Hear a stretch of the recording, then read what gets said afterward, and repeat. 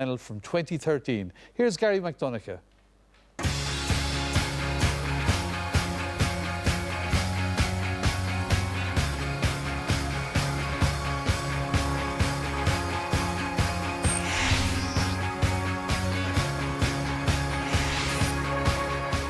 There are 4 changes to the Cork team beaten by Tipperary 6 weeks ago. Killian Burke and John Cronin make their senior championship debuts, while Aidan Walsh is recalled to partner Bill Cooper at midfield.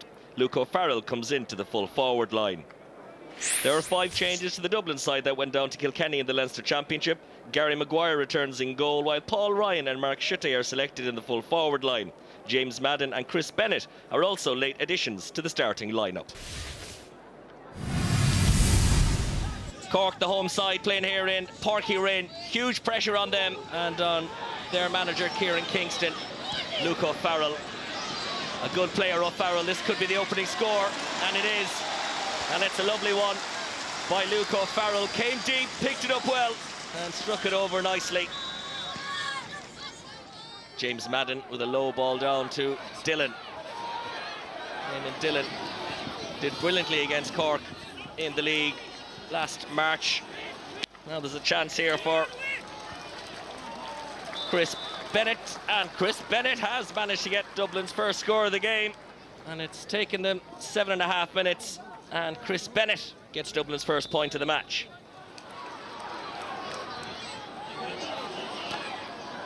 Driven downfield by Walsh into Cadigan, has got the better of Madden twice in a row, and that's what Cork need to do.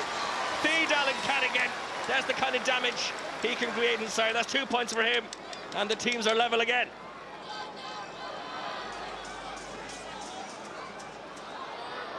O'Farrell might get a chance here. Gets away from Barrett, but Barrett sticking to the task. O'Farrell with the diagonal ball across. Chance now here for Cadigan. Gets away, chance for Cadigan! And a fantastic goal by Alan Cadigan. 1-2 he's managed in this match so far, and he's really causing huge problems inside the Dublin full-back line. Fantastic take, one thing on his mind, great finish. That's some good interplay by Dublin. Chris Crummy from distance, and he strikes this one really well, and well, Dublin are definitely not out of this game. That was a brilliant take by David Tracy, and a good passing move. The ball came back to Chris Crummy, who made no mistake. Conor Lehane comes across, picked up though by Chris Crummy, battling through. That's a loose one. Here's Cronin, and that's a very strong challenge from Chris Crummy on John Cronin. And Crummy is already on a yellow card, and Dublin could be in trouble here. And here it was again, as Cronin, well, that really was silly, and he's pleading with Paul O'Dwyer, but Paul O'Dwyer has produced a second yellow, and that's a red. Dublin are down to 14 men.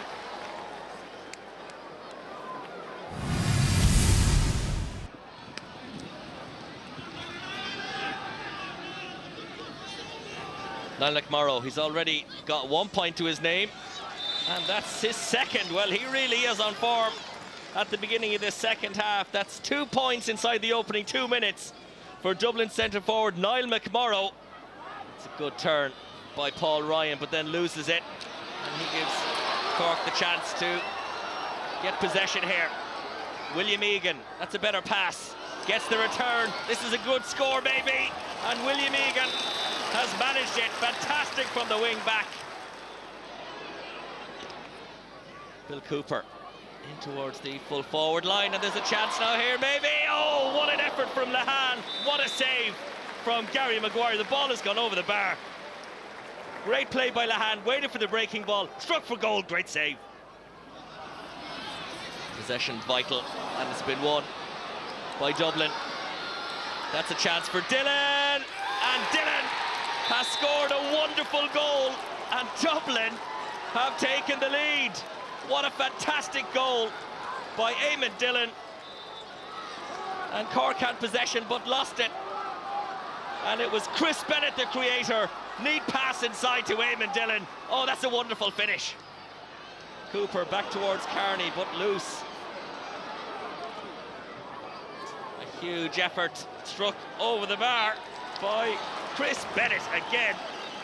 And now there's only a point between them. Picked up by Kearney. Gets that man, Conor Lehane, in possession, and Conor Lehane has got that one inside the right hand upright.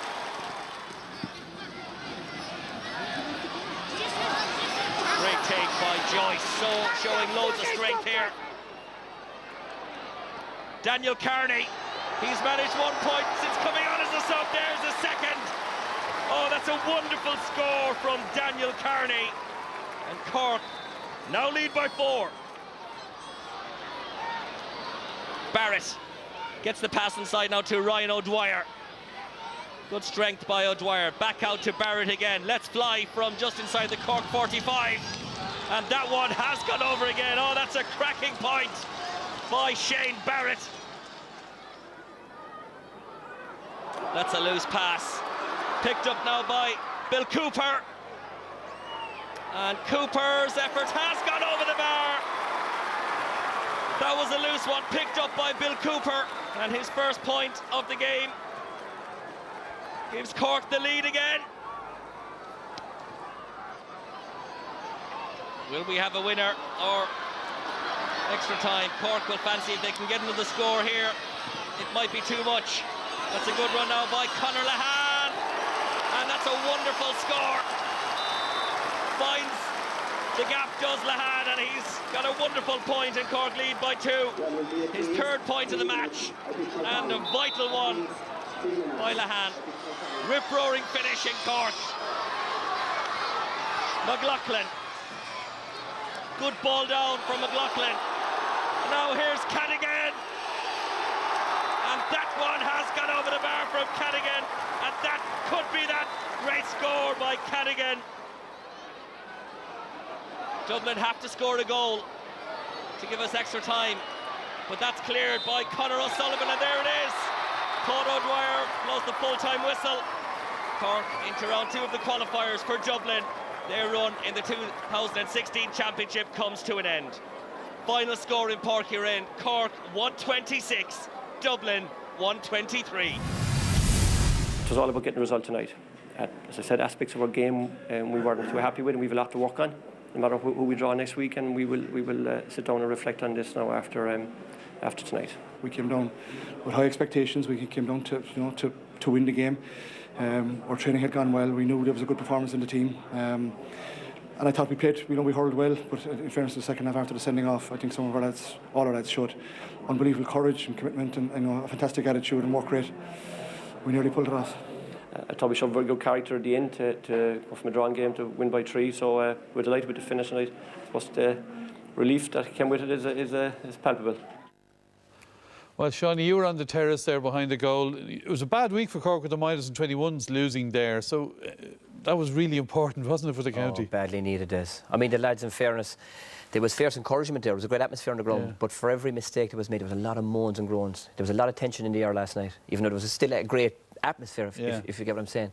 And I'd say Kieran was a fierce relief, man. A 3-point victory, a cauldron, tough game against Dublin. The ground suited Dublin, as Joe Cunningham said there. They really responded after sending off. They actually even played better, I think, after sending off. So I think Kieran would be over the moon with the result. It wasn't an unbelievable performance, but he got his key players back playing well, which was important. Patrick Horgan and the Conor Lehanes of this world.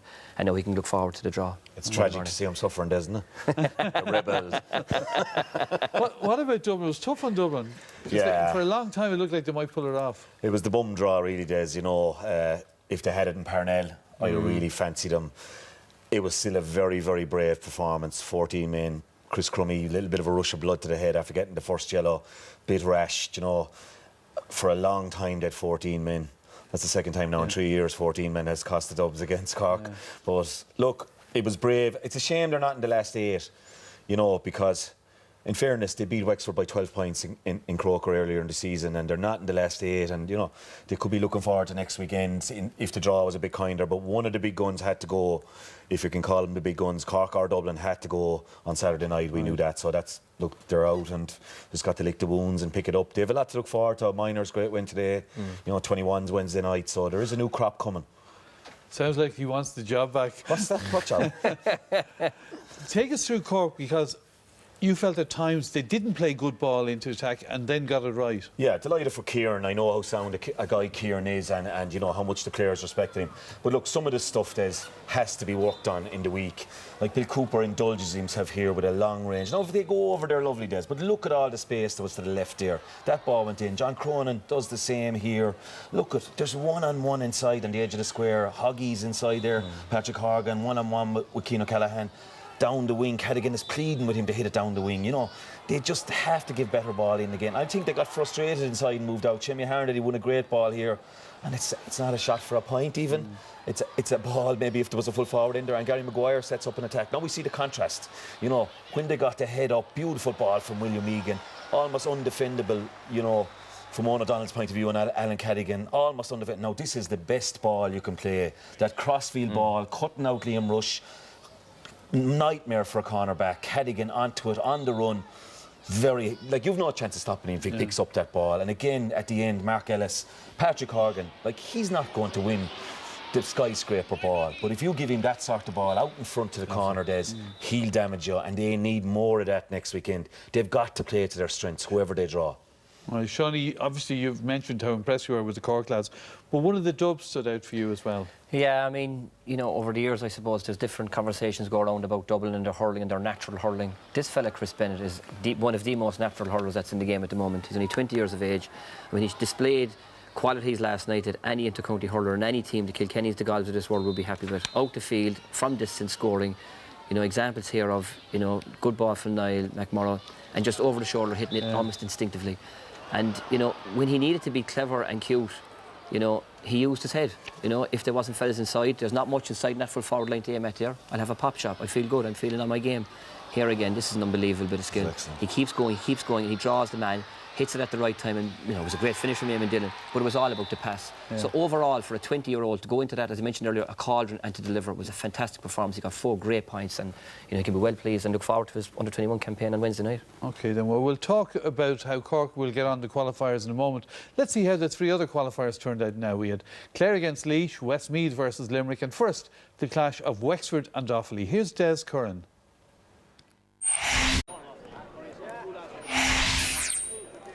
For the second successive year, round 1 of the All-Ireland Hurling Championship qualifiers pitched Westmeath and Limerick together. Just like in 2015, Cusack Park was the venue on Saturday evening. When the sides met in last year's championship, Limerick ran out easy 12-point winners, so it was no surprise that the Munster side hit 6 of the game's opening 7 scores, this Kevin Downs point being the pick. On a bad weekend for umpires, Declan Hannon's 6-minute effort was initially waved wide before being overruled by referee Alan Kelly, and Limerick stretched their lead. Westmeath had enjoyed 3 championship wins en route to Saturday's clash. From the 10th minute onwards, they hit 6 points on the bounce, including this fine score from captain Angus Clark to edge them in front.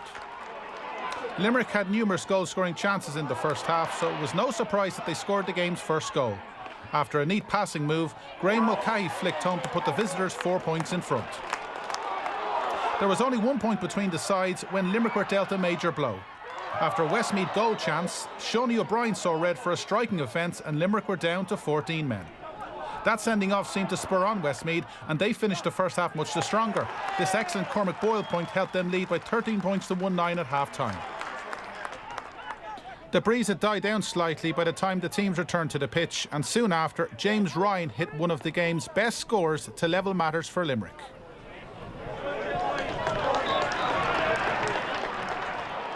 Limerick wouldn't fall behind again in this match, but Westmeath should have taken the lead when they were awarded a penalty after a Richie English foul on Dara Edgerton. However, Brendan Murtagh couldn't take advantage, shooting well wide of the target. Westmeath weren't ready to throw in the towel just yet, and this superb Niall O'Brien sideline score cut the gap to 4 points with 6 minutes remaining. Game on. That was as close as they would get, though, as Limerick retaliated with the game's final 5 points, with this Shane Dowling score, his 14th of the match, being one of the highlights. So Limerick advanced to Monday morning's draw despite a brave effort from the Westmeath men. Full-time score from Cusack Park, Limerick 1 goal and 24 points, Westmeath 18 points. breeze was very strong. Down the pitch was really strong. Worked a good few points. And look, obviously being a man down in the second half, we need to make sure we work the ball well. And in fairness to the lads, got some great scores. And ran out convincing winners in the finish. A little bit disappointed with the start of the second half. Had a few chances, didn't take him. But overall, so proud of the lads. I think they're making great progress. They're very serious about the hurling, and I don't think the scoreline did us justice today.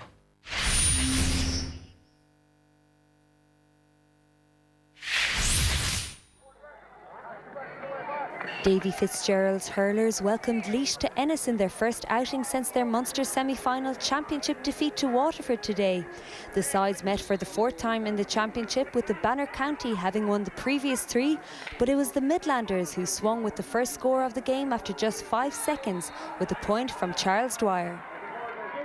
It wasn't long before the home side nipped them back to draw level, and playing into the breeze, Shane O'Donnell put distance between the teams, finding the back of the net. Cheddar Plunkett's men weren't ready to back down, however, scoring 2 points in succession, but the home side broke any challenge by Laois with a neatly slotted point from Podge Collins, followed by scores by John Conlon and Tony Kelly. With 19 minutes gone, Willie Dunphy's point could have easily ended up in the back of the net, but Clare were in control with a total of 8 unanswered points. Laois were reduced to 14 men, a second yellow for Ben Conroy after a high challenge, allowing Clare to tighten the screw.